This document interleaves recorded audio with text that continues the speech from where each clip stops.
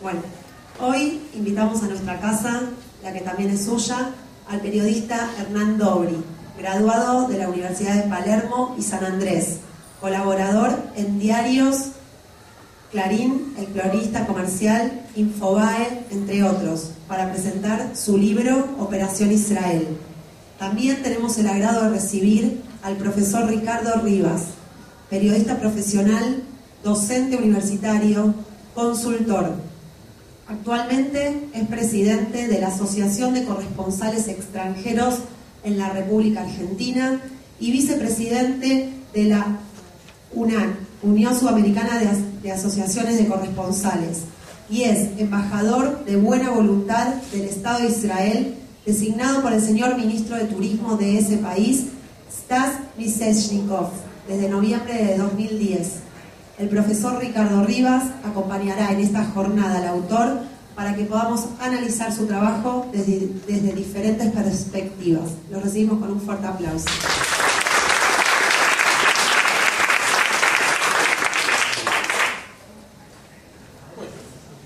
Buenas noches, feliz Pesaj a todos.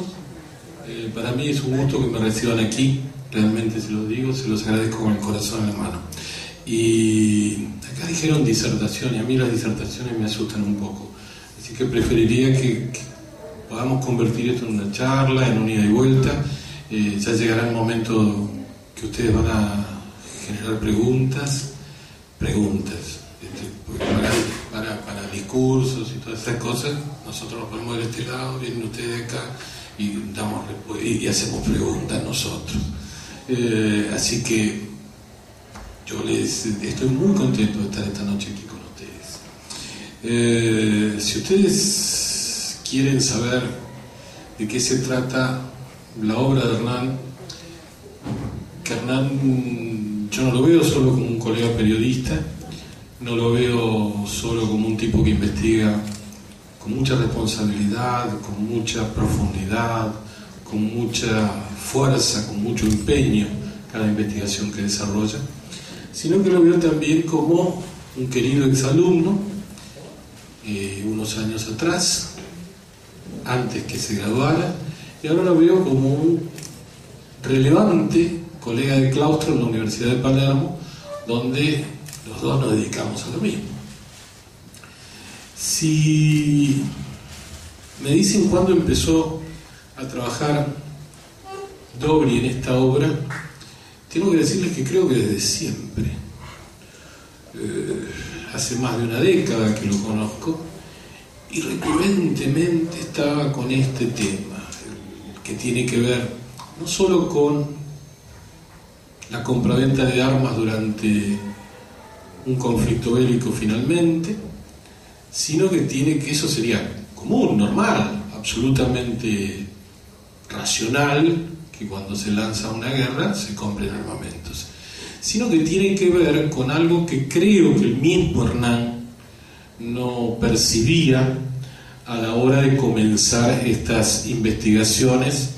Y digo estas investigaciones porque hace unos días presentamos un libro que acaba de finalizar, y que en todos aparece un mismo eje, aparece un hilo conductor, que es el doble discurso de la sociedad argentina, la hipocresía, el antisemitismo y esas contradicciones, fuertes contradicciones, que cotidianamente podemos apreciar cada vez que dialogamos o estamos sin dialogar con nadie, sencillamente en un bar leyendo el diario y escuchando, porque a veces los diarios están aburridísimos, eso a veces no nos salen bien los diarios todos los días. Entonces, a veces están tan aburridos los diarios que escuchamos mal lo que dicen las otras mesas. Siempre que se pueda, ¿no? Esta onda posmo que se está prendida en la tele, pero que está en la radio en otra cosa en el bar, y que los diarios uno los tiene un ratito.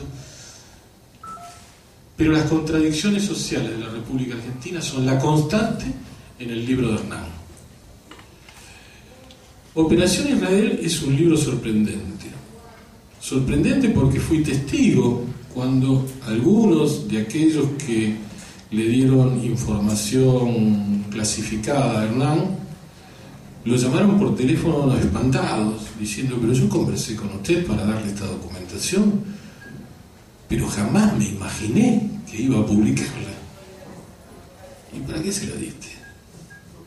¿Qué te pasa? ¿Te asustaste? Como decía aquel hombre, ¿no? ¿Qué te pasa? ¿Te pusiste nervioso? Entonces Hernán me decía, ¿qué hago con esto? Nada. Ya se le va a pasar. Y así pasó con algún ex jefe de la Fuerza Aérea, así pasó con algunos otros ex jefes de las Fuerzas Armadas. El trabajo de Hernán no fue fácil, y no fue fácil básicamente porque en la Argentina hay como una costumbre de que todo aquel que se retira de un cargo público se lleva con él los archivos. Sí, se lleva con él los archivos, lo guarda en casa, caja fuerte, y uno busca y dice, pero como esto no está en el archivo general de tal cosa, no. Hay un memo, sí, por ahí, perdidito, que dice que se hicieron cosas, pero el archivo está en casa. Entonces cuando pasa mucho tiempo dice, ¿quién se va a acordar de esto? Viene un joven periodista insoportablemente pesado cuando pide cosas.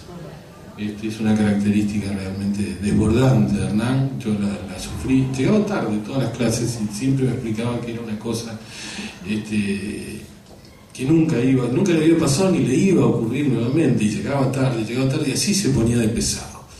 Bueno, y así es Hernán en todo. Le daban esos materiales, documentos que decían secreto, clasificado, con listas de distribución para saber quiénes estaban autorizados a leerlo. Y esos materiales después, cuando los vieron quienes se los proveyeron con letra de molde, la cosa no les gustaba. Hay puntos de encuentro entre Operación Israel y la última obra de Hernán, que en unas semanas más supongo que también ustedes van a ser protagonistas de una conversación para charlar sobre los rabinos de Malvinas. Y ese punto de encuentro es, por ejemplo, en que todas las negociaciones que las Fuerzas Armadas hacían con el Estado de Israel para comprar armamento eran el máximo de los silencios, porque no tenemos Fuerzas Armadas que evidencien sus oficiales ser amigos del Estado de Israel. Les fascina ser destinados como agregados militares en la Embajada Argentina en Israel. Les fascina porque descubren cómo es un ejército en serio y descubren cómo se puede hacer la guerra y también ser civilizados. Recordemos que hay muchos que se nos escucha decir que es, y yo lo comparto, que es bastante sencillo militarizar un civil, pero es bastante difícil el camino opuesto, no civilizar un militar, por lo menos en la Argentina. Y cuando regresan del Estado de Israel, esos oficiales que son destinados a cumplir servicios en la Embajada Argentina, vuelven fascinados. Y cuando uno los escarba un poco más y les pregunta de dónde proviene esta fascinación, expresan acerca de la eficiencia que tiene el Ejército de Defensa de Israel. En noviembre de 2010 tuve la oportunidad de estar por última vez en Israel y tomar contacto con el agregado militar en la embajada argentina en Tel Aviv. Este señor, un teniente coronel, no entendía todavía la presencia activa de la mujer en la defensa de Israel. Estamos hablando de 2010, les puedo asegurar que fue hace un ratito, y este señor no podía entenderlo. O sea que las investigaciones de Hernán nos ponen cara a cara también con lo que somos. Porque lamentablemente, amigos y amigas de Branca, los militares son argentinos con gorra. No salen de un invernadero para tipos raros, aunque a veces hacen esfuerzos sobrehumanos para así parecerlo. Y hay muchos que se comportan de la misma manera. Operación Israel es el relato de la hipocresía. Operación Israel es el relato de la corrupción. Operación Israel es el relato de cómo se comportaron algunos países sudamericanos cuando Argentina tuvo el conflicto. Operación Israel es un libro que, como el que acabo de mencionar, el último que escribió Hernán, es un libro excelente para la docencia, para que aquellas cosas que están tan bien explicadas tratemos, procuremos que no vuelvan a ocurrir. Operación Israel es estupendo para que la lean nuestros nietos, que no tienen demasiada idea de muchas de las cosas que han pasado. Operación Israel es estupenda para que la leamos nosotros, que a veces miramos para otro lado y sabemos las cosas que nos han pasado. Operación Israel es el libro que a mí, y ustedes dirán qué soberbia la del pelado este, que a mí me encantaría que ustedes lean para que sea el motivo de conversación durante varios días aquí en esta comunidad. Y ahora charlemos con Hernán, si les parece bien a ustedes, ¿sí? Hernán, para vos, ¿qué fue? Yo voy a sacar esto acá, que me voy a sentir más cómodo con esto así.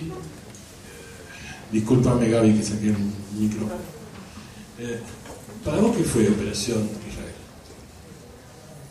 Antes que nada,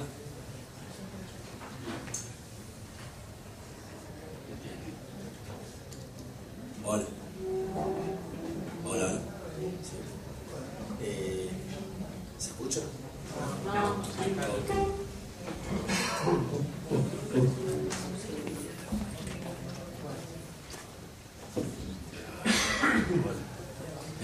Hola, sí. Así. Antes que nada. Así. Sí. Así. Antes que nada, buenas noches. Gracias por dejarme estar en casa, porque acá nací, fue toda mi vida en este club y sigue siéndola, así que nada, veo demasiadas caras conocidas. ¿Qué fue Operación Israel? Fue una investigación que tardó casi 2 años y medio en poder transformarse en un libro. Fue una investigación que no había empezado así. El libro era mucho más ambicioso y era tratar sobre la relación que había tenido Argentina e Israel durante el gobierno militar.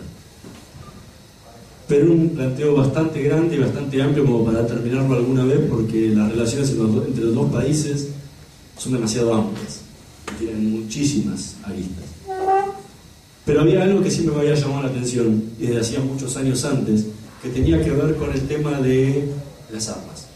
Porque las armas eran un punto bastante contradictorio en lo que respecta a la relación de la época. Porque había cuestiones que eran complejas. O sea, por un lado, todo el mundo vende armas, ¿sí? Y las armas son un negocio tan legal como la venta de vinos, ¿sí? Algunos más letales que otros. Pero es un negocio normal, cuando se hace en situaciones normales. Cuando hay bloqueos y otro tipo de cuestiones, ya deja de ser un negocio legal para pasar a ser un negocio ilegal, como nos ocurrió a nosotros en la época de la guerra de Perú y Ecuador o en Croacia. El tema era que, está bien, en Argentina había una venta legal, pero el gran problema era que esa venta legal, por otro lado, se la estaban haciendo a un gobierno militar que estaba acusado de antisemitismo por cuanto organismo internacional hubiera en la época. Entonces eso lo hacía más complejo todavía, pero a eso había que sumarle también al elevado número de desaparecidos judíos que había en la época, con lo cual quedaba todo en un mix demasiado grande para poder explicarlo simplemente. Había que tratar demasiadas cosas juntas al mismo tiempo como para que se entendiera qué pasaba, si había tenido algo que ver una cosa con la otra, y por el otro lado poder explicar ciertas acusaciones que habían habido en la época, que especialmente de los organismos de derechos humanos, que hablaban de, ojalá, dice, no quiero pensar que con las armas israelíes están matando a nuestros hijos. Entonces era una situación bastante compleja para probar, porque había que explicar qué había pasado. Y ese fue un gran planteo durante la investigación del libro. Y por otro lado era plantearse ser lo más objetivo posible para que de ninguna forma quedara como una acusación hacia nadie, ni hacia el Estado de Israel ni hacia la Argentina. Era explicar qué había pasado, porque era una época donde era muy complejo, es muy complejo simplificarla diciendo este hizo la cosa mal, este le hizo las cosas bien, como si hubiera en una relación entre dos países la posibilidad de resumirla en bien o mal. Hay muchos matices de grises en el medio, y creo que el libro justamente lo que trata es esa serie de matices y esa serie de grises que había en las relaciones entre los dos. ¿Vos hablabas?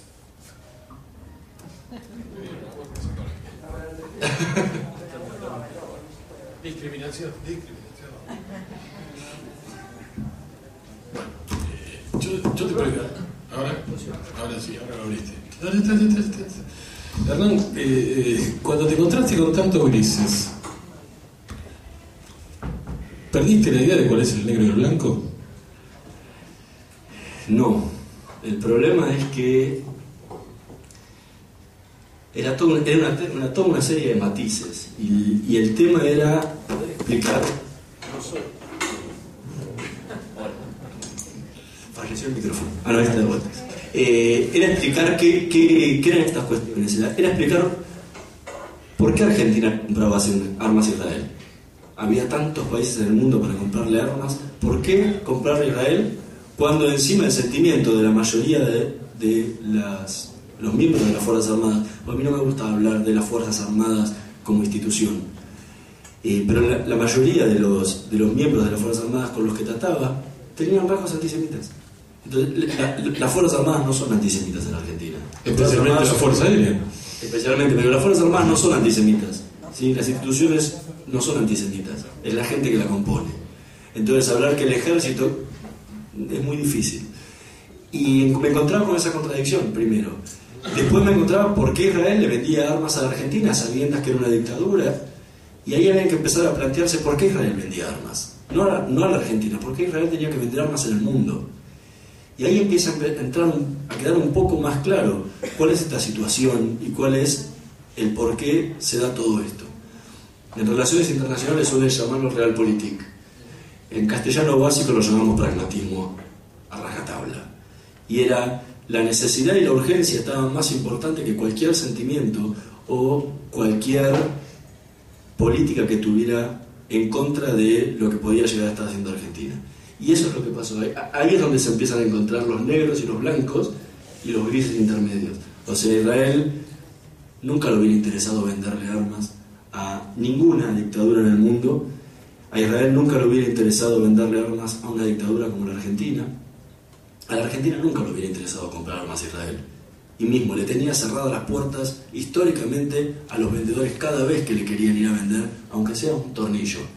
La respuesta de siempre era: a ustedes no le vamos a comprar nunca armas, porque ustedes mataron a Cristo. Desde ahí partía la cosa. Entonces, ninguno de los dos, ahí estaban los blancos y negros, ninguno de los dos tenía ganas de estar con el otro. Pero la situación que se dio en la época llevó a que los dos tuvieran la necesidad de entrecruzarse. Y eso es lo que empieza a tornar todos los grises intermedios. En ese contexto, Hernán, no podemos dejar de lado que la Fuerza Aérea es una fuerza donde sus oficiales y suboficiales son, durante muchos años, fueron instruidos con los cursillistas de Bruno Genta, gente que estaba muy cerca de Walsh, aquel nazifascista que dedicó toda su obra al antisemitismo. Entonces, ¿cómo era esto de comprarle Dagger a la Fuerza Aérea de Israel? ¿Cómo era esta cuestión de ir y decir queremos materiales para que los aviones nodriza puedan llegar a las islas, por ejemplo? Bueno, ahí es donde se da la mayor contradicción, porque encima la Fuerza Aérea es la que abre la gran puerta a Israel para ingresar. Y por el otro lado, se da esa contradicción, y en parte lo que decías vos antes, del tema de la admiración hacia el ejército de Israel. Y estamos hablando año 78, o sea, hacía 5 años que había pasado la guerra de Yom Kippur, y hacía 11 años casi que había pasado la guerra de los 6 días, donde Israel era el gran astro, ¿sí?, de las fuerzas militares en el mundo, el gran vencedor. Y encima para la Fuerza Aérea, porque era la primera vez que se habían dado combates entre cazabombarderos que volaban más allá de la barrera del sonido. Entonces era esa admiración por un lado, pero por el otro lado estaba la cuestión de, no, estos son judíos, a estos no les podemos comprar. Y esto se quiebra en agosto del año 78, cuando nuestro gobierno decide ir a una guerra con Chile, ¿sí? La tenían planificada en diciembre del año 78, íbamos a ir a una guerra con Chile. Claro, se dieron cuenta que estaba muy bien pelearse con Chile, pero cuando miraron para atrás se dieron cuenta que tenían las espaldas descubiertas. ¿Con qué iban a hacer una guerra con Chile? No tenían con qué. Los chilenos tampoco. O sea, hubiera sido una guerra de arco y flecha, más o menos, pero que iba a ser una guerra prolongada, con lo cual había que tener equipamientos. Y los chilenos también se armaron, y los israelíes también armaron a los chilenos. Era una cuestión muy interesante porque armaron a los dos lados. O sea, si iban a pelear, iban a poner en prueba todos sus armamentos, porque se iban a pelear entre los dos con sus propias armas. ¿Qué pasó? Uno de los vendedores, el que era el presidente de la empresa argentina que representaba a las firmas israelíes, que llamaba IREX Argentina, Abraham Perelman, va al Estado Mayor General de la Fuerza Aérea y les dice: miren, yo sé que ustedes están buscando aviones, tenemos unos Neger para ofrecerles, que están en funcionamiento en el Estado de Israel, si les interesa. Se miraron y le dijeron: ¿Neger? ¿Qué es un Neger? El vendedor tampoco tenía idea, O sea, así eran las cosas. Él tampoco tenía idea de que estaba vendiendo. Hasta hace unos meses atrás vendía equipo de riesgo. Y se sentaron entre los brigadieres a decir: bueno, nos ofrecen los Neger. ¿Qué son los Neger? Hasta que salta uno iluminado de por ahí atrás y dice: Neger, ¿esto no serán los Mirage 5 que los israelíes le copiaron a los franceses? Y le preguntan, no le preguntan a este hombre. Le dice: ¿no serán los Mirage 5? Y el otro los miró con cara de: ¿qué me están hablando? Dice: esperen un segundito. Se fue al correo, ahí cerquita, al correo central, y mandó un telex a Israel preguntando: ¿son los Mirage 5? Si son eso, están muy interesados. Y Israel le contesta al ratito diciéndole: evidentemente, sí son los Mirage 5. Cuando volvió le dijeron, la respuesta fue: los queremos ya. Se había olvidado de que habían matado a Cristo, se habían olvidado de todo lo que opinaban de los judíos durante todo ese tiempo, y dijeron: sí, queremos esos aviones. Mandaron una semana después a una misión directamente a Israel a verlos, y cuando lo vieron, eran aviones que estaban volando en la fuerza israelí, que tenían una vida útil muy grande, y miren si será grande, que todavía son los que tiene la Fuerza Aérea hoy en día, en piso, porque ya no vuelan por la falta de mantenimiento y porque tienen 40 años. Tandil todavía tiene algunos vuelos. Sí, bueno, hoy hay orden de la Fuerza Aérea que no vuele ningún avión más, porque se cae. Pero no por culpa del avión, sino por culpa de que no los mantienen. Entonces ya pobres aviones no tienen forma de volar. Y esos aviones tenían poquitos años volando en Israel. Pasa que esta cuestión israelí de la necesidad de tener la última tecnología para subsistir como Estado había hecho que los cambiaran por el modelo siguiente, que eran los Kafir.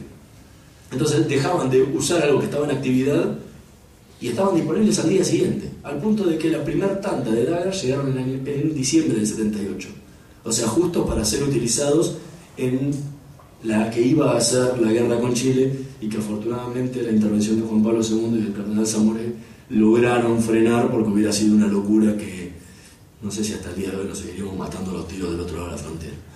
Eso abrió la puerta, eso logró quebrar la barrera del antisemitismo justamente en la fuerza donde uno menos se hubiera imaginado que hubiera podido ser. Porque a pesar de comprar los aviones, los cursistas seguían. Y seguían trabajando de la misma manera. Bueno, un detalle es que pasaron durante 5 años, las ventas se extendieron entre los 78 y el 83 como ventas, después siguieron, las entregas fueron hasta casi la década del 90. Pero con todos los cerca de 120 entrevistados que tuve para el libro, ninguno dejó de llamar armas judías a las armas. Digo, como si a un misil le hubieran hecho el Brit Milá, ¿no? La siguen llamando así. O sea, no son armas israelíes, son las armas judías.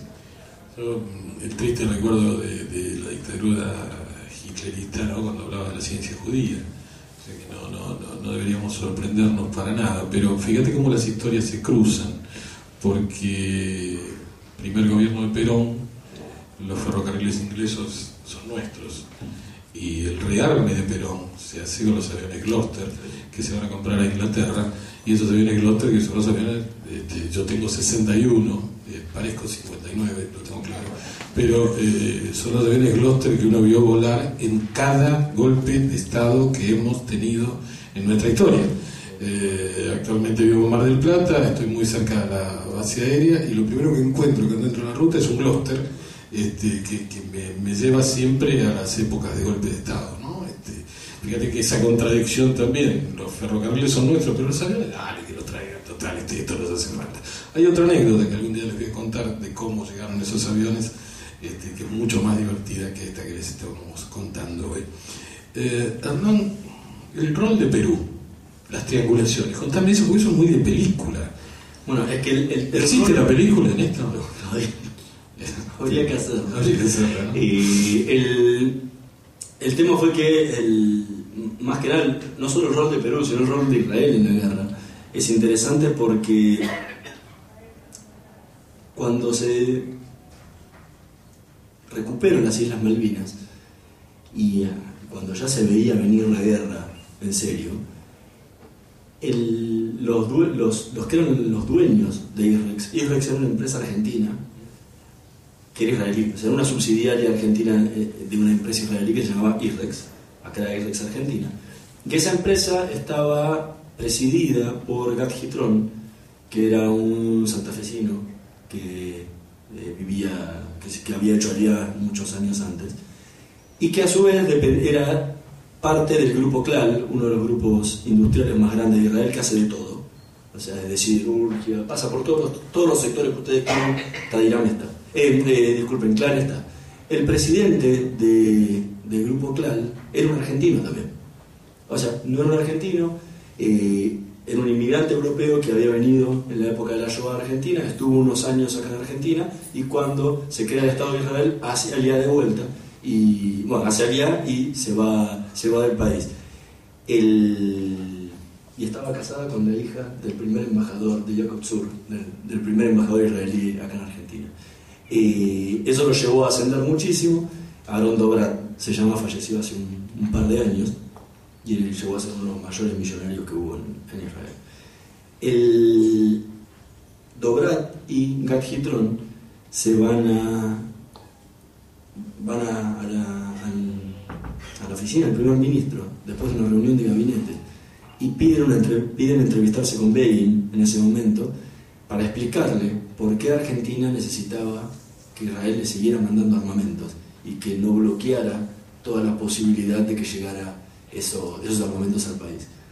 Y la explicación que le empiezan a dar es todo lo que tenía que ver con Malvinas, que las Malvinas eran Argentina por un derecho histórico, por un derecho geográfico, etcétera, etcétera, etcétera, y que los ingleses eran unos colonialistas y que esto, que no. Y Begin lo frena en seco y le dice: no me van a venir a decir a mí la mierda que son los ingleses. Y yo los combatí. Dice: ¿estas armas van a ser para matar ingleses? Dice: Kadima. Ojalá que reciba gol de River. Adelante. Vayan para adelante. Denle. Pero me hacen las cosas bien. Busquen a alguien que las compre por ustedes. Entonces empezaron a buscar. Y Argentina encontró en Perú a su mejor amigo. Y lamentablemente son esas historias, como pasan muchísimas veces, que los mejores amigos terminan peleados porque uno de los dos hace algo que no debería haber hecho. Y eso lo hicimos los peruanos nosotros en la década del 90, cuando le vendimos armas a Ecuador, en medio de una contienda en la que primero Argentina era garante de la paz, y además de eso Perú se había comportado con nosotros como nadie en todo el mundo, en toda la historia. Está refiriendo Hernán a la guerra de la Cordillera del Cóndor, que fue el primer paso del tráfico de armas, el contrabando de armas que se descubre en época del presidente Menem, y que el ex canciller Di Tella, cuando el canciller de Ecuador lo llama y le dice: pero canciller, le están vendiendo armas a Perú. Perdón, al revés, el canciller de Perú lo llama y le dice: están vendiéndole armas a Ecuador. Dice: no, pero lo hicimos por la paz y todo lo que vendimos no funciona. Y aparte, esta historia cierra por todos lados, porque uno de los personajes que va a estar metido en las compras de armas en la época de Malvinas es el mismo que aparece suicidado en su casa, es Horacio Pedro Estrada.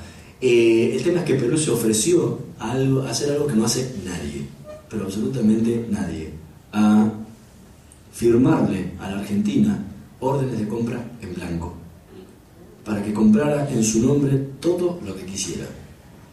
Le ofreció firmar certificados de destino final en blanco, que son los certificados que dicen: estas armas las compramos y vienen a Lima. Se las dieron en blanco para que completaran con los mismos armamentos que estaban completando la orden de compra. Eso no lo hace nadie. ¿Por qué lo exigieron? Nadie, porque solidaridad. Por la solidaridad y porque el pueblo peruano tiene una unión con Argentina muy grande. No se olviden que quien declaró la independencia del Perú es el general San Martín. Y además fue el primer gobernante que tuvo Perú en épocas de independencia del Reino de España. Sí, el agradecimiento. Sí, o sea, el agradecimiento, o sea, Argentina lamentablemente mira América Latina demasiado mal, y hay muchos países de América Latina que nos miran demasiado, o que nos miraban demasiado bien. No estoy seguro que sigan haciéndolo, pero tampoco. El caso de Perú sí es así. Y hubo casos de mucha solidaridad en América Latina como de mucha hostilidad. El caso de Venezuela, por ejemplo, fue un caso de solidaridad. El caso de Ecuador fue un caso de solidaridad. No ha sido el caso de Chile. El tema de Perú fue increíble porque todas esas armas, hubo cinco embarques de armas israelíes que venían hacia la Argentina. Los primeros 2 embarques se hicieron en aviones de la Fuerza Aérea Peruana. O sea, fueron ellos mismos a buscarlos en Tel Aviv. Aterrizaron en el aeropuerto de Ben Gurión y cargaron todo lo que había que cargar y lo llevaron a Lima. Y al lado, pegado, en la misma pista, estaba pegado un avión de aerolíneas argentinas que descargaban de uno, cargaban en el otro, y las armas iban directamente a la Argentina. Ni paraban, o sea, hacían escala técnica en el Palomar, iban directo a Comodoro Rivadavia. No hay nada, no hay ni un archivo ni un registro de todo esto, porque las armas cruzaban directo a Malvinas y no quedaban registradas en ningún lado porque no había tiempo de registrar nada.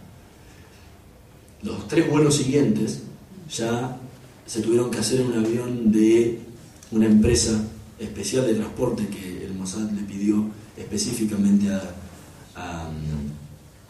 la Argentina que contratara, porque el tema era que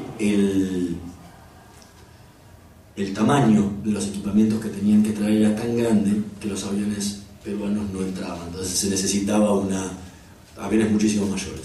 Entonces se contratan a los aviones y eso sigue yendo hacia Lima.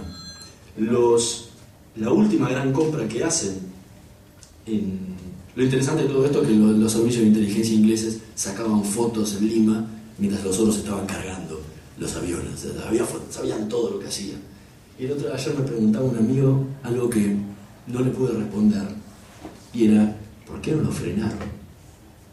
¿Por qué no agarraron y pusieron una bomba? No sé. Pero vos lo dijiste hace un ratito, ¿no? No sabotearon eso. Si sabían los ingleses que estaban haciendo todo eso, ¿por qué no lo sabotearon? Pero toda la guerra sirve para probar armamento. Sí, también. No hay vuelta que darle. A uno le guste o no le guste, el armamento hay que probarlo en algún lado. Son todas simulaciones. Y el punto más alto de todo fue la compra de los Mirage que hizo Argentina y Israel al final de la guerra. Una historia que es increíble porque esos Mirage habían ido a verlos. Se enteran los argentinos de que Israel va a desguazar sus Mirage 3C. Imagínense que los que compró Perón en el 73 eran o sea, eran más viejos que eso todavía. Y esos habían peleado en la guerra de los 6 días, eran aviones viejísimos. Y se enteran acá en el 80 que Israel los va a sacar de circulación, pero ni para venderlos, los iba a sacar de circulación. Y se van a quejar a Israel y dicen, ¿cómo ustedes no nos vinieron a ofrecer esto? Y dice, esto es basura, esto es chatarra, no sirve para nada porque están hechos bolsa, entonces Israel no los quiere vender. No me van a venir a decir ustedes lo que nosotros tenemos que ir a comprar. Yo quiero mandar una comisión y que los vayan a ver. Ok, vayan. ¿Quieren ir? Vayan. El informe es... Yo accedí al informe que hicieron los oficiales, que fueron lapidario. Dice, a no ser que los quieran utilizar para repuestos, esto no sirve para nada. Porque es viejo, es chatarra y nos van a hacer un lío, porque nosotros tenemos los 3E, que es una tecnología determinada, y los 3C son diferentes. Vamos a terminar haciendo un lío con los repuestos. No los compren. No los compraron.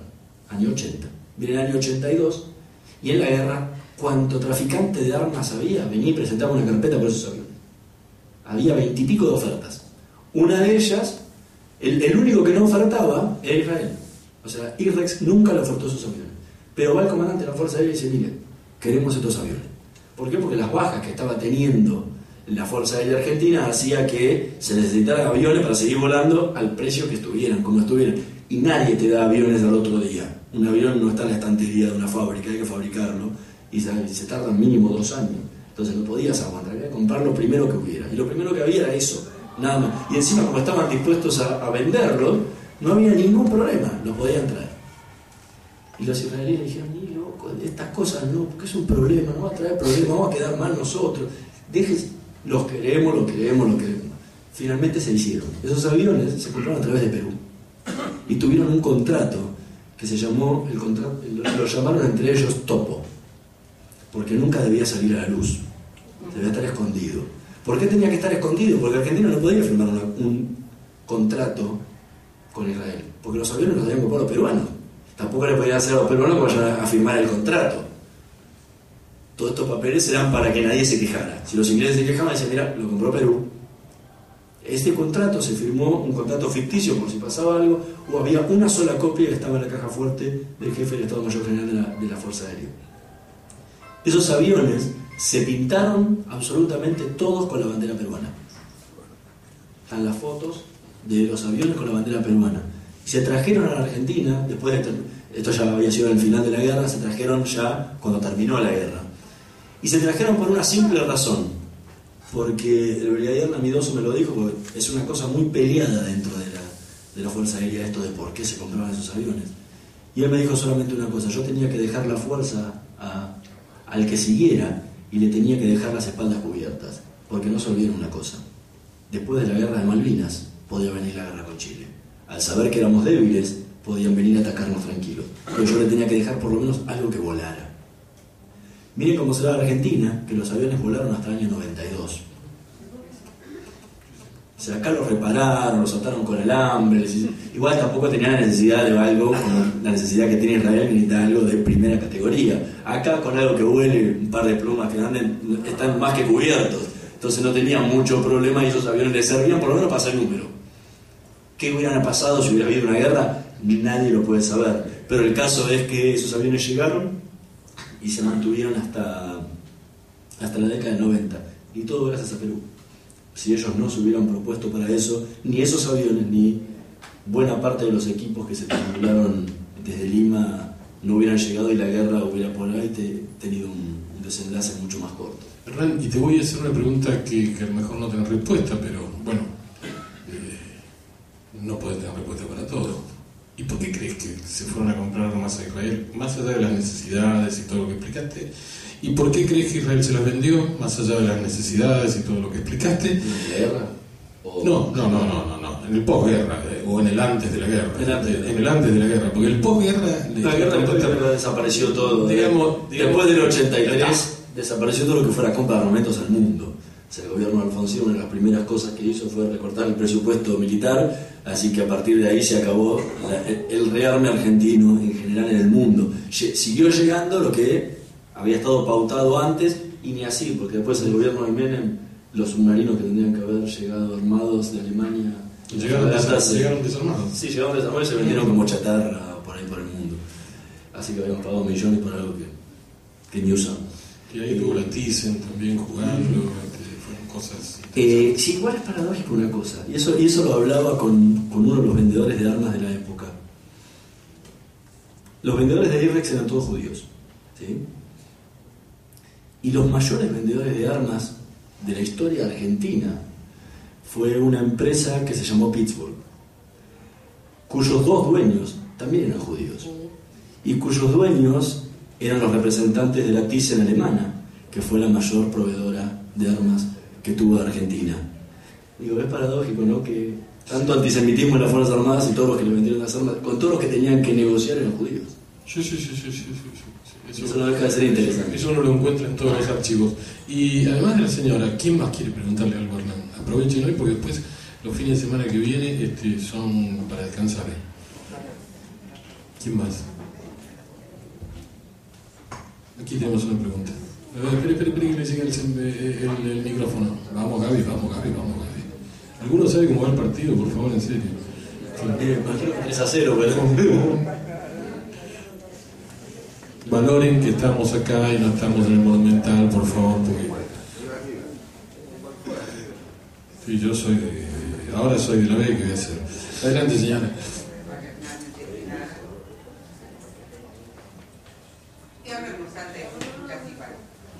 Simplemente preguntarte ¿qué pasaba en el aeropuerto de Israel cuando los aviones argentinos cargaban armamentos y al lado había un avión de British Airways que también hace los vuelos, y de qué manera ocultaban una actitud de carga y ver la situación comercial, que no era comercial, era un cargamento distinto, ¿no? Bueno, se usaban pistas diferentes. O sea, los vuelos de aerolíneas argentinas que fueron a Israel a cargar armas en Malvinas, me imagino lo que me estás preguntando es en Malvinas, fueron solamente 2 vuelos que salieron a principio del conflicto, ¿no? Porque esos vuelos llegaron las primeras semanas de abril, cuando todavía no había guerra. La guerra de Malvinas empieza el 1 de mayo con los bombardeos. Antes era conflicto entre las dos partes. Por eso los aviones podían llegar.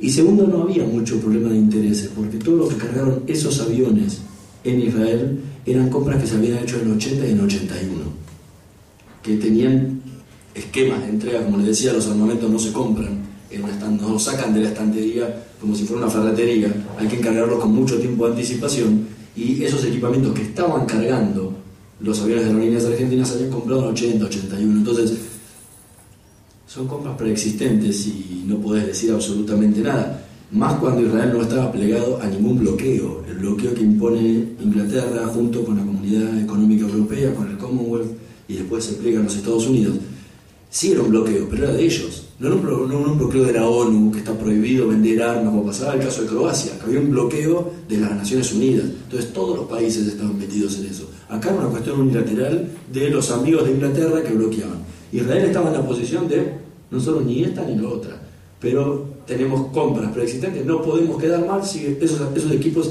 pueden llegar tranquilamente. Igualmente se hacían esas compras, se hacían, los cargamentos se hacían en otra pista, no estaban en el mismo hangar.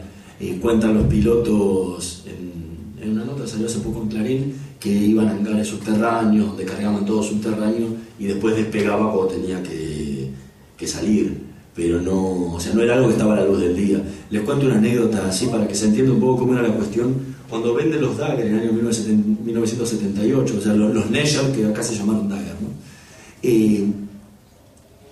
Esto me lo cuenta uno de los técnicos, uno de los ingenieros aeronáuticos que fue a hacer toda esa operación, vivió un año entero en Israel.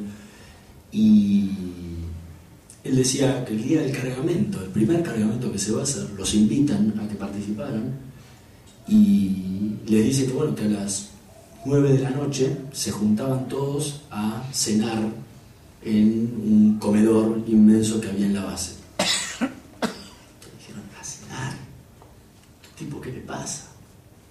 Cuando abren la puerta se encontraron que en el hangar había por lo menos como 150 personas. Y se miró y dijo, ¿esto qué tan loco? ¿Qué hace? 150 personas se van a enterar de esto, van a comer todos juntos.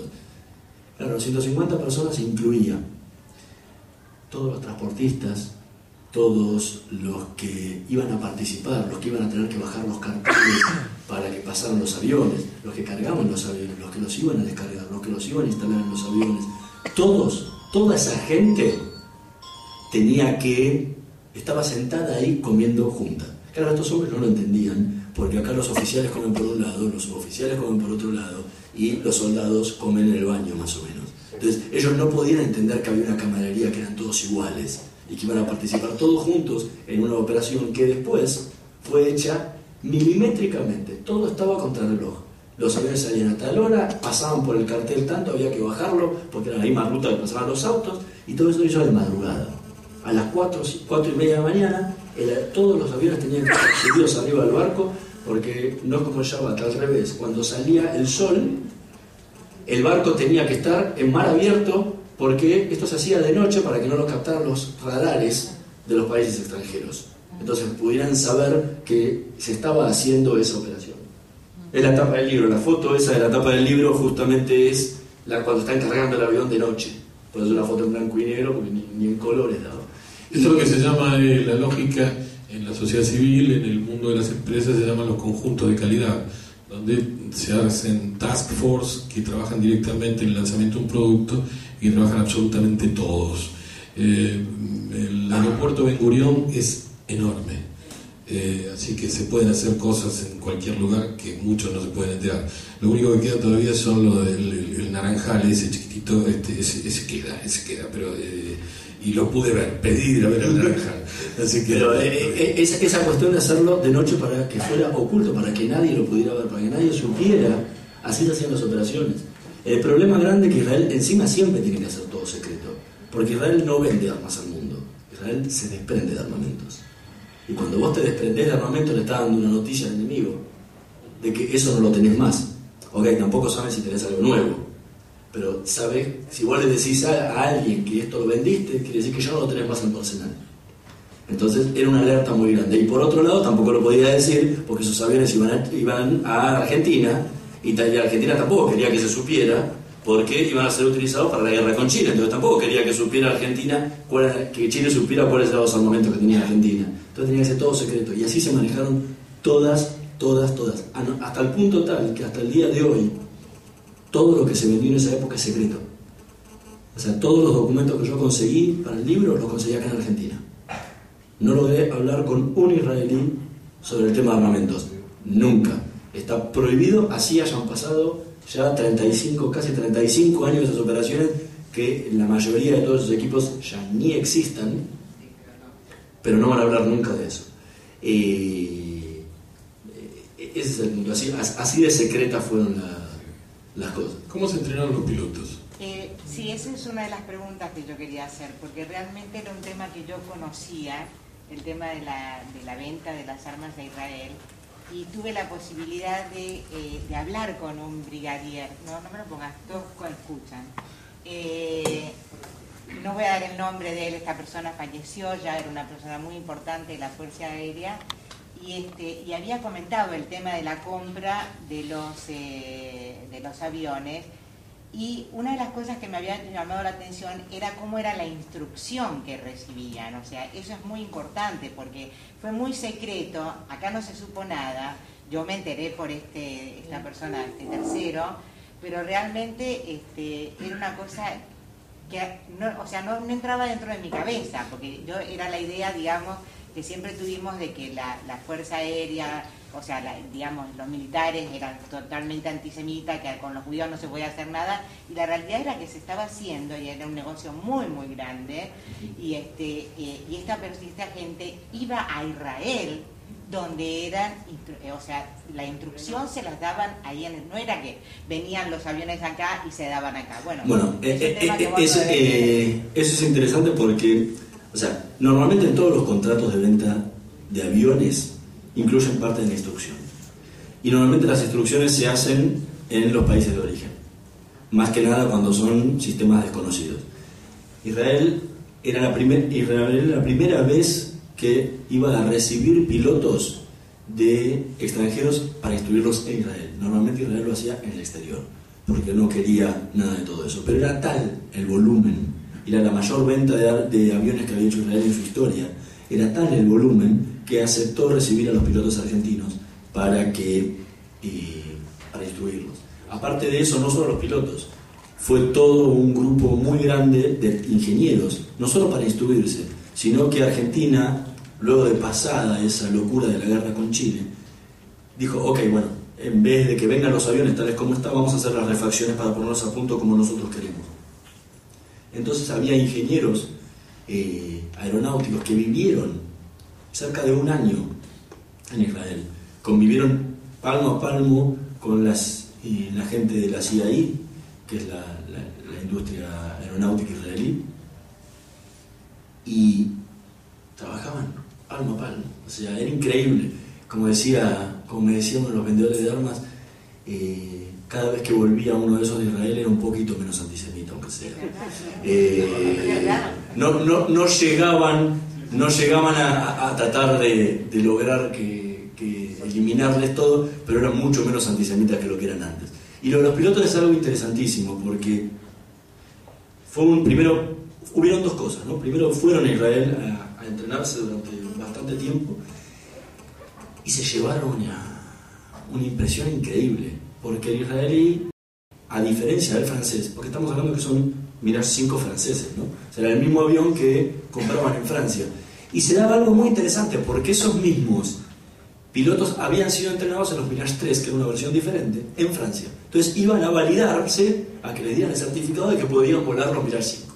Ok, cuando llegaban a Israel, el israelí, para darles una idea, es como si yo les enseñara a manejar a ustedes. ¿Todos ustedes saben manejar? Bueno, ok, les voy a enseñar a manejar un Fórmula 1. Bueno, el manual del auto dice que tira hasta 250 km por hora. Ok, bueno, yo lo pongo a 400. Y vos decís, ¿estás loco? Los manuales dicen que no. Ponelo a 400. Vas a ver que a partir de ahí te va a temblar, pero después sigue. Bueno, así le decían. Los franceses les enseñaban todo por manual. El israelí le enseñaba por la práctica, de cómo había que hacer las cosas. Y era increíble. Los tiraban para arriba, los largaban, decían, larga el control, los tiraban de punta acá. Y dice, ahora no podían creer lo que estaban haciendo, y no podían creer las posibilidades que tenía ese avión, que ellos desconocían, porque se manejaba todo por el estilo francés, conservador, y con el manual tal como decían las cosas. Y en realidad hacía lo que quería con el avión. Todos daban vueltas por todos los costados y estaban impresionadísimos. Y aparte, el tipo que le daba la instrucción tenía 10 derribos. ¿Ok? Tenía 10 derribos. 10 derribado 10 aviones enemigos. El francés nunca había derribado nada. El tipo que te lo estaba diciendo no solo lo sabía usar, sino que lo había usado bien. Entonces, lo que tenían adelante le llamaba muchísimo la atención. Después a eso hay que sumarle que por contrato vinieron técnicos israelíes y pilotos israelíes a entrenarlos directamente en Argentina. Vivieron como 79, o sea, vivieron casi 4 años en Tandil, que era donde estaba la base de los Daga, donde sigue la base de los Fingers hoy en día, y venían acá, y vivieron años acá en Argentina. Un montón de pilotos, creo que si no me equivoco eran 12 pilotos que vinieron y se iban turnando y le iban dando la instrucción. Era un equipo no solo de pilotos, ingenieros, técnicos, que había que enseñar a reparar el avión, había enseñado un montón de cosas. Al punto de que Israel terminó instalando la fábrica de motores para que repararan en Córdoba todos los motores de los Daga. Se terminó eso en el año 87. Y uno de los pilotos israelíes que estuvieron acá muchísimo tiempo, era el jefe de la delegación, se llamaba Shlomo Eres. Y era un héroe de guerra, ¿sí? Tenía muchísimos derribos en las diferentes guerras en Israel. Y él estaba acá cuando se desata la guerra de Malvinas, ¿sí?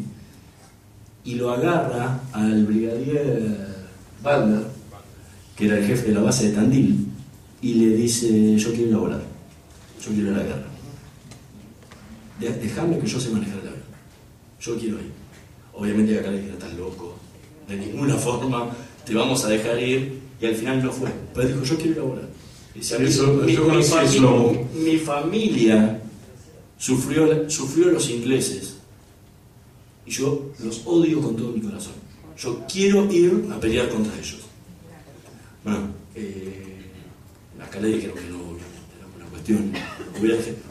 Un problema de eso hubiera desatado una crisis internacional bastante mayor. Pero la solidaridad de los pilotos israelíes fue muy grande. Conocí a Shlomo, me lo presentó Moro, el comandante Moro, que es un tipo que hace ya unos cuantos años que escribe sobre el tema Malvinas, el conflicto. Y tiene uno de los mejores libros que hay sobre Malvinas. Y tiene un muy de inaudita, ¿no? Y lo conocí porque llegó un grupo de periodistas que estábamos en Mar del Plata, nos llevó a Tandil.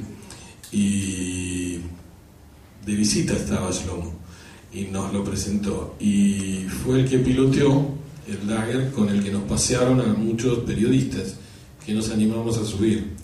Y recién cuando vos contabas, los tiraban, los bajaban, iban de cabeza, eran esto. Yo estaba en un Dagger. Cuando me pasó eso, bajé bastante estropeado, pero yo soy de la Triple P, petizo, panzón y pelado. Ni me la iba, ni papelón jamás. Me agarré del casco y salí caminando derechito. Después me bajé del Dagger y los oficiales de ahí, hay una ceremonia que te hacen en el primer vuelo, que es el manteo. Así me tiraron arriba de la manta. Si era algo que me faltaba después del Dagger, era que estos tipos me tiraran la manta y lo completaron con una botella de champán que fue bastante bueno, pero digamos, no creo que lo hayan comprado por licitación, pero era lo único que me hacía falta para echarle la culpa a champán y no al Dagger, así que fue estupendo. Adelante. Te hago una pregunta. Sí. Sin micrófono. El tema es así. Dentro de lo que vos relatás sobre el Realpolitik hay una contradicción que no entiendo. A ver si la podemos aclarar. En algunos medios se decía que los aviones, que el material bélico que se había utilizado en Malvinas era deficiente. Por lo que vos decís, ese material en su mayoría vino de Israel. Quiere decir que Israel, desde esa lectura, vendía material deficiente. La pregunta es si sabíamos o no que era deficiente. Y dentro de lo mismo, hay un anverso y una cara en tu relato. Yo entiendo por qué Argentina traga su antisemitismo y le compra a los judíos la porquería que venden. Lo que no entiendo es por qué los judíos, le hace Israel, se ensucia vendiéndole una dictadura a armas. Y esa parte no la pueden lograr interpretar. Por codicia, por dinero. A ver. Claro. La primera parte es una gran mentira que Argentina tuvo equipamiento deficiente de la guerra de Malvinas. ¿Sí? Eso es lo que nos quieren hacer creer. El problema es que el equipamiento deficiente que tuvo Argentina en la guerra de Malvinas principalmente tuvo que ver con los fusiles que usaba Argentina, que eran de fabricaciones militares. Israel nunca vendió fusiles. Los aviones con los que se usaron eran aviones de primerísima calidad, y todos los aviones que tenía Argentina, que eran A4 Skyhawk estadounidenses, que eran Super Standard franceses, salidos de fábrica recién, y que la mitad quedaron en Francia varados porque los cráneos que tuvimos como gobierno no se ayudaron a hacer la guerra 3 meses después. Y los misiles que usaba Argentina eran Exocet de primerísima calidad. Los misiles Shafir aire-aire eran misiles que se habían utilizado, que usaba Israel en la guerra a ese mismo momento. Y aviones, los Dagger, los Mirage 3 eran los últimos Mirage que estaba fabricando la fábrica Marcel Dassault en Francia. O sea, la Fuerza Aérea no tenía ningún equipamiento deficiente, y la Armada tampoco, porque los Super Standard y los Exocet eran de la Armada, y los misiles que usaban los barcos de la Armada eran Exocet también. Argentina usaba baterías Roland nuevas que habían venido de Francia, que eran franco-alemanas de Euromisil. Usaba los camiones Orly de 35 milímetros de batería antiaérea, que eran de Suiza. Eran absolutamente todo material nuevo. La Argentina durante el 76 al 82 se rearmó como nadie en el mundo con materiales de última generación. Mismo quedaron las fragatas varadas en Alemania, los submarinos que iban a llegar, era todo material nuevo. Argentina no compraba chatarra, porque Argentina tenía guita. Había mucha plata ahí para poner, entonces no iba a comprar chatarra, no tenía necesidad de comprar chatarra. Sí eran chatarra sus últimos aviones, pero fue una cuestión de necesidad y urgencia que no lo hubieran hecho en otro momento, pero había que dejar algo en ese momento y nadie iba a hacer nada. Entonces, lo que vendió Israel en ningún momento fue chatarra. Israel encima vende algo que tiene una marca muy clara: es probado en combate. ¿sí? Y aparte no vende nada que ellos no usen. No quiere decir que te vendan todo lo que usan, que es muy diferente. Pero las cosas que sí te venden son las mismas cosas que usan ellos. Una anécdota muy chiquita. En el año 81, en el año 78, cuando el ejército decide ir a comprarle munición que fabricaba acá, fabricaciones militares, a Israel, munición para tanque y para morteros, se plantea el problema de que acá no podían llegar ni a fabricar en el año 5000 para lo que quería Argentina. Entonces tienen que salir rápido, viene la guerra con Chile, Israel le dice, no tengo problema, yo te la entrego mañana. En Francia le decían un año, todos le decían, Israel te la entregaba mañana. ¿Sabes lo que hizo? Agarró y le dijo al comandante del ejército israelí, ¿vos necesitas la munición que tenés? ¿Tenés algún conflicto por delante? No, dámela. Dame que yo la vendo y te doy nueva a vos en entrega propia. O sea, la misma munición israelí. Imagínate que si el ejército israelí usa esa munición para defenderse, no es mala, porque ahí está un juego de Estado. Tu mención hizo referencia a las publicaciones en los medios. Hay algunas técnicas de marketing negativo que incluso se utilizan. Nunca le creas a un periodista. Que incluso, no, esto viste que en mi cátedra de opinión pública, que incluso se utilizan en la vida cotidiana. Recordás el conflicto con aquel agua mineral que no es mineral, que es de Coca-Cola, ¿cómo se llama? Creo Dasani, creo, una cosa así. Bueno, esa es una operación de marketing negativo que se hizo a nivel global y mucha gente decía, no la tomo por el cáncer. Y se terminó la historia. Después se hicieron todos los estudios globales necesarios y fue una operación verificada de marketing negativo. Obviamente los vendedores de armas también hacen operaciones de marketing negativo. Igualmente el tema Malvinas, hay un descrédito general y tiene que ver con operaciones políticas internas y compañía. Si los soldados tenían malas armas, sí eran malísimas las armas. Si estaban desabrigados, sí estaban desabrigados. Si pasaban hambre, sí, todo eso es verdad. Pero no quiere decir que la Fuerza Aérea lo hubiera hecho. Si la Fuerza Aérea hubiera tenido malos equipamientos, jamás hubieran hundido todos los barcos que hundió contra una potencia militar como en Inglaterra. Y en esto también hay un juego como el que te dice Hernán, en el sentido de que, por ejemplo, las operaciones interfuerzas de marketing negativo, que también las hay, te señalan que, por ejemplo, el submarino San Luis estuvo 68 días debajo de la flota y que todos los torpedos Tigerfish, que eran torpedos con hilo, no estallaban. Y no podés probarlo porque es información sensible que no se da a conocer y no puede salir la marina a decir, no, mire, le hundimos esto, le hundimos esto, le hundimos esto. El Exocet que mencionaba recién Hernán, que hunde al Sheffield, no fue utilizado aire-mar, sino que fue tierra-mar, y el Exocet no viene para eso. Se reprogramó en la Argentina con la asistencia de los ingenieros electrónicos franceses para poder hacerlo funcionar. O sea que todo lo que lees a veces es buena literatura,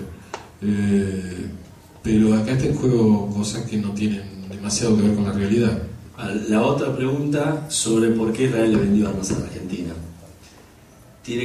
Ahí tiene que quedar claro cuál es la necesidad, no de por qué Israel le vendió armas a la Argentina, sino por qué Israel tenía que vender armas.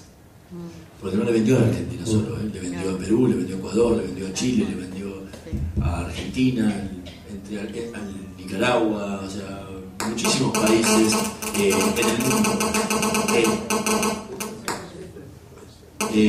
Bueno, el punto es, Israel después de la doble guerra 60-70, o sea, la de los 6 días y Yom Kippur, se da cuenta de una cosa, y especialmente después de que De Gaulle le bloqueó los aviones Mirage, que son estos mismos que llegaron a Argentina. Esos aviones y esa cuestión a Israel le prendió una alerta muy grande, que era que no podía seguir dependiendo del exterior para subsistir, porque si eso pasaba y un día alguien se cruzaba, se quedaban sin nada y desaparecían. Entonces decidieron empezar a fabricar armamento de primera calidad para autoabastecerse, algo que jamás logró. ¿Sí? Por lo menos lo logró en parte, pero nunca lo terminó de lograr. Para eso Israel se asoció con empresas estadounidenses, por ejemplo Tadiram es la mitad de la empresa, una empresa estadounidense, Los Mirage llegaron a Israel, nunca se va a terminar de saber muy bien, hay muchas teorías. La mayoría se adaptó en Israel y lograron todo el know-how para empezar a fabricar, y ahí tuvieron su fábrica de aviones, munición y un montón de otras cosas se fueron haciendo, y empezaron a crearse un montón de empresas que rodeaban esa fabricación, que tenían que ver con la tecnología, con la computación, empresas de punta que hacen cosas para civiles y hacen cosas también para el uso militar, desde plaquetas, desde software, desde lo que sea. Todo eso empezó a crear una industria inmensa. Ahora, vos podés tener una industria de esa que necesita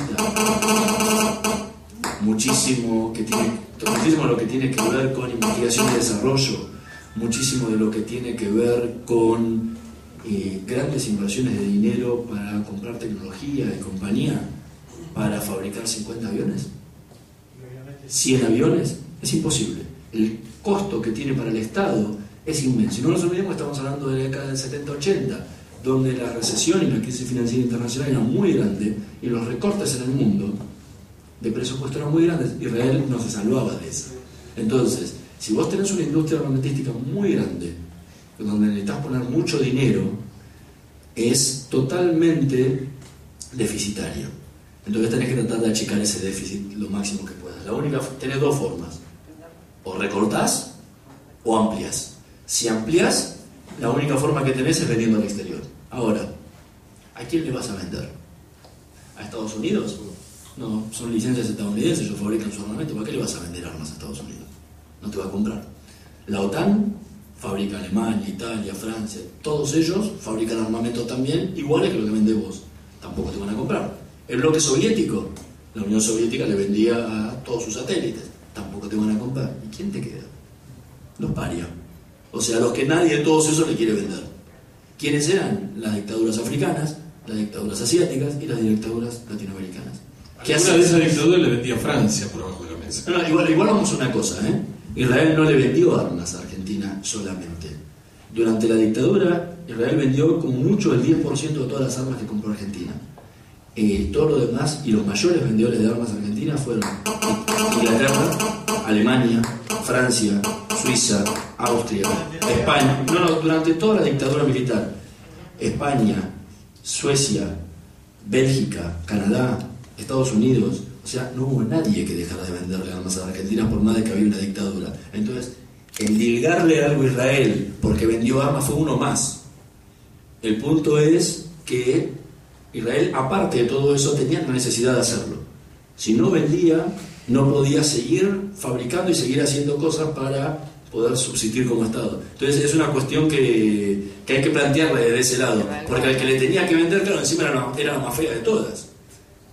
Y el punto de Israel era que por política no se metía en los asuntos internos de los países, porque a Israel no le gusta que se metan en sus asuntos internos, y todo el mundo se mete todos los días en los asuntos internos de Israel. Entonces, si vos querés ir a decirle, vos no te metás acá, no podés ir a la primera de cambio, ir y meterte en la del otro. Entonces, mantenía una diplomacia silenciosa siempre, y por el otro lado aprovechó ese momento para venderle a la Argentina, cosa que quedó medio contradictoria porque después terminó vendiéndole a Chile también, pero que también era una dictadura tan sangrienta como la Argentina. Pero en el caso de Chile, Suiza tiene una prohibición concreta constitucional para vender armamento a cualquier dictadura. Chile demandaba mucha compra de armamento y Suiza, que no podía resolver ese conflicto, entregó todas las licencias a una empresa chilena que comenzó a fabricar ese armamento muy cerquita de Santiago, en unas instalaciones secretas. El señor va a hacer la última pregunta, porque y allá tenemos la anteúltima y la última la tenemos allá, porque no sé si era un micrófono o era un... La tengo apagada. No, digo porque así que me asusté, enseguida dije que sí. Lo que se está escuchando son Si me permitís antes, quería agregar algo con respecto a la pregunta que hizo el señor. Después te voy a hacer la pregunta. Hubo un aspecto positivo de esta relación de ventas de armas de Israel a Argentina. Durante la dictadura miró hacia un costado para que muchos chicos, a través de la embajada, se fueran a Israel. Más de 200. Más de 200 prisioneros. Por eso quería decir que tuvo un aspecto positivo de esa parte. La pregunta, si me permitís, la hago después, cuando termine la señora. Gracias. Hernán, ¿podés ampliar cómo fue tu relación en la entrevista que tuviste con Amidoso? Fue muy interesante porque la mayoría de todas las entrevistas que yo hice con militares las logré a través de un brigadier mayor que no llegó a ser brigadier general solamente por sus problemas cardíacos. Y él es una de las personas más respetadas que hay hasta el día de hoy en las Fuerzas Armadas. Él me abrió absolutamente todas las puertas y fue él lo llamó Lamidoso. Yo le digo, justamente mi gran problema para encontrarlo a Lamidoso era el tema de los Mirage, porque a esa le caía en la cabeza a él, porque todas las puteadas que había dentro de la fuerza iban contra que él compró esos aviones que no servían. Entonces la única persona que me podía decir por qué cuerno había comprado esos aviones era él. Y se lo comenté a este brigadier y digo, mira, el único que me lo puede responder es él. Me dice, no tengas problema, yo voy a hablar con él. Y me recibió en la biblioteca del Círculo de la Fuerza Aérea, ahí en la calle Marcelo Telvear. Y charlamos durante horas. Y lo primero que le dije, mire, tengo que hablar, lo que quería era hablar de esto y esto. Y me dice, usted pregunte. Yo respondo. No hay ningún problema, no voy a decir que no a nada. Y habló absolutamente de todo. ¿No fue el prejuicio que estaba hablando con un judío? De nada.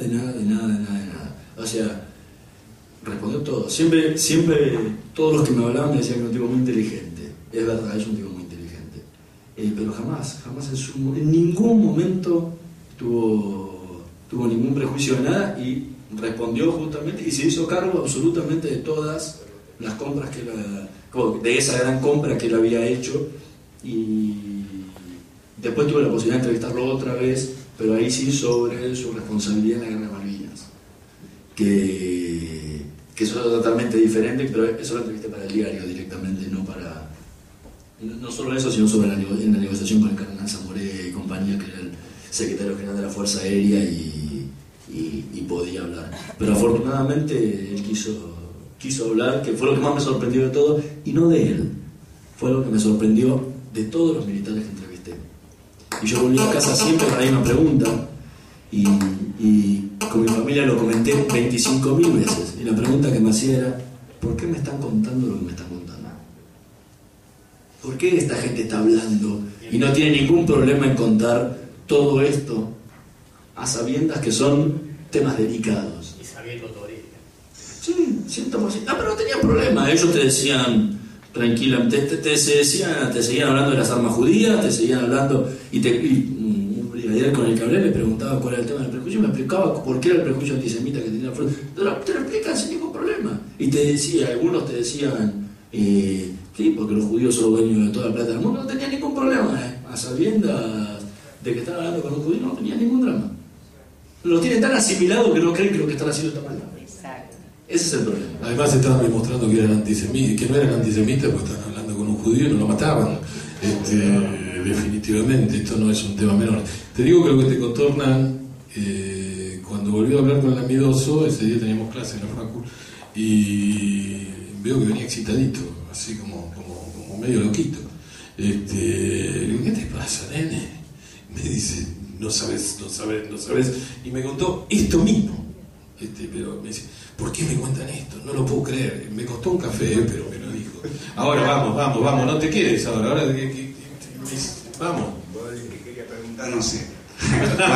Bueno, muy al pasar, antes Hernán dijo que había empezado algunos años antes. Tengo entendido que, y esa es la pregunta, que a partir del 76, apenas asumió la dictadura, ya se estaba preparando el tema de Chile, y entonces la primera compra que hicieron fueron unos cañones